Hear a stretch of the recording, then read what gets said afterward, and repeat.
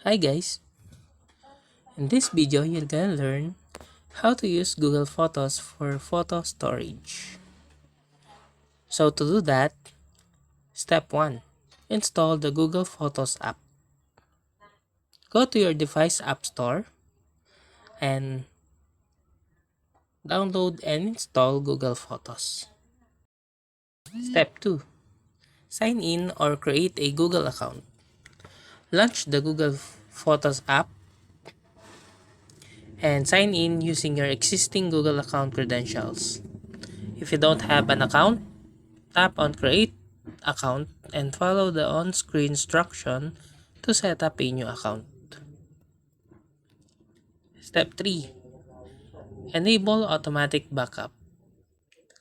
And step 4. Access and manage your photos. After enabling backup, Google Photos will automatically upload your media to the cloud. You can access your storage photos by opening the Google Photos app anytime. You can organize, edit, share, and delete your photos directly within the app. So that's how to use Google Photos for photo storage on mobile. If you like this video, please click the subscribe button and click the bell icon to notify you to our next tutorial. Thanks for watching.